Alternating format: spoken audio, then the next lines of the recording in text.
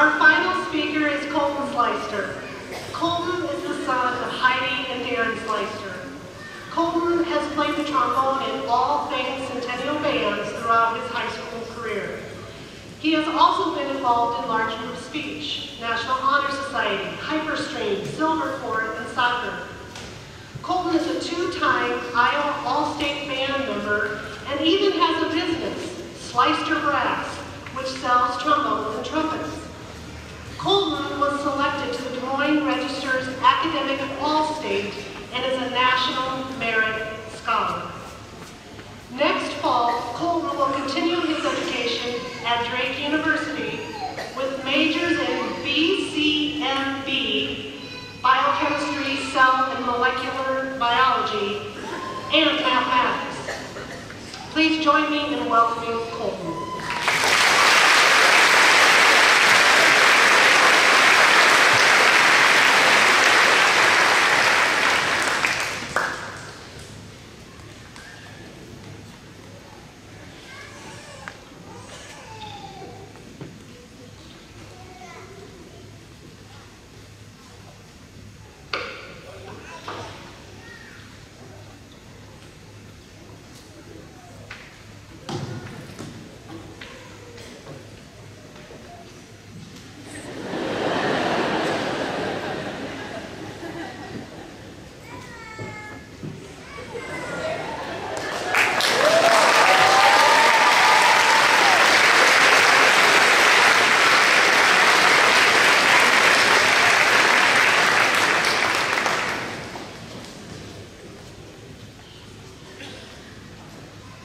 Last week, Japanese scientists placed explosive detonators at the bottom of Lake Loch Ness to blow Nessie out of the water.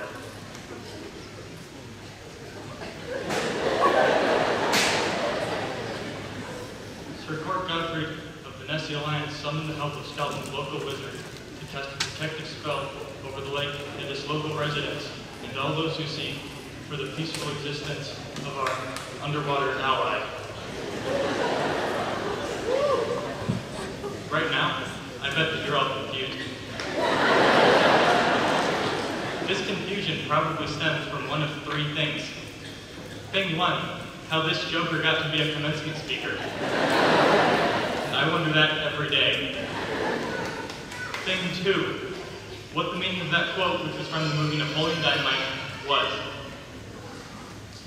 Or lastly, what the meaning of your existence is, as in a few minutes, you get a piece of paper congratulating your hard work over the past 13 years and ending life as you know it.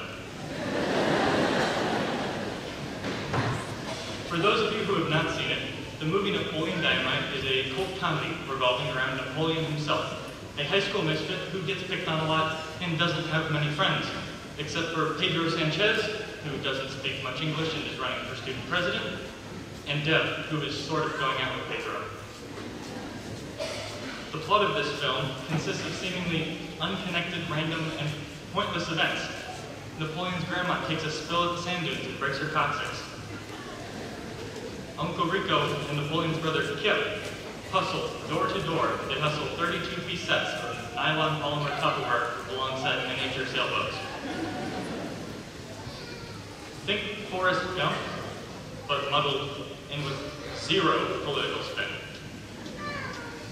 Now this is important because Napoleon Dynamite is why we're all here today. Just like the movie, the K-12 experience is absurd. If you looked at our schooling from outer space, if you were an alien observer, the plot of the class of 2016 would make little more sense than the movie Napoleon Dynamite. Each year, we take tests with names that vary whimsically, from the Iowa Test of Basic Skills, to the Iowa Test of Educational Development, to the Iowa Assessment, to certainly something else in 5 or 10 years.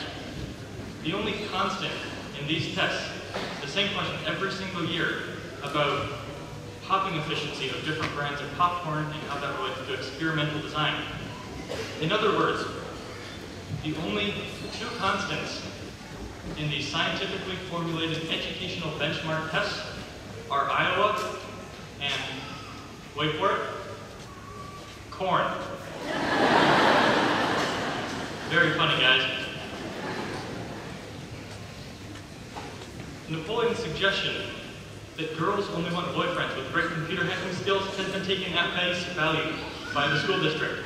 And starting next year, every student will have their very own powerful Chromebook. But don't worry, we will still have the world's weakest hand drivers.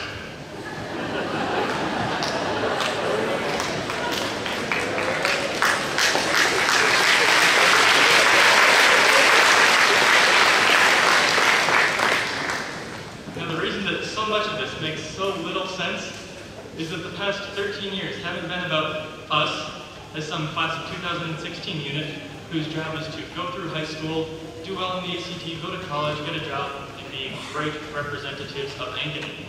They've been about you. Napoleon Dynamite, the name of an individual person, is that movie's title, not Preston High School class of 2004. Whether it's in the workforce, the military, or college next year, each and every one of you are going to star in your very own movie uncreatively named Matthew Porsche, or Lexi Paulson, or whatever your name is. In this movie, there are going to be baddies who are out to steal your tater tots. There will be roommates training to become cage fighters. And someday, there will be games of tetherball with Deb, even if Summer never wants to play you. Your life will not be technically perfect, but that is fine.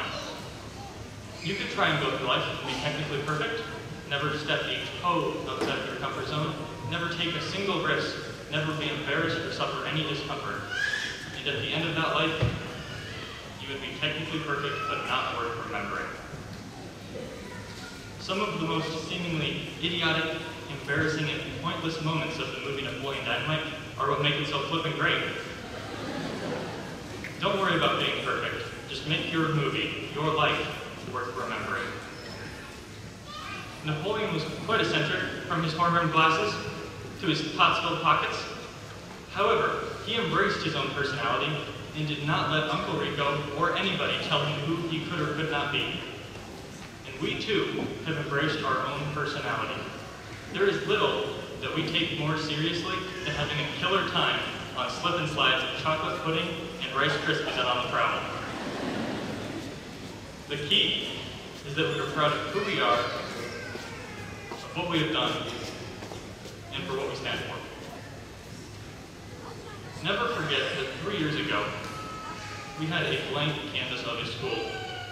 Blank. We could have drawn anything on it. We could have drawn a liger, a mix between a lion and a tiger, bred for its skills in magic, and pretty much my favorite animal ever. Or we could have drawn a sad, sad recreation of Trisha's upper lip. Take a minute to reflect on it later, because what we have drawn here is very, very special. You need to go home and watch or rewatch the movie Napoleon Dynamite. Observe his success and happiness in what is oftentimes a crazy world, and take him as a role model. Then go into the world and live lives worth living, worth remembering, and worth someday adapting into a movie. If you do that, all of your wildest dreams will come true. That's all I have to say. Thank you.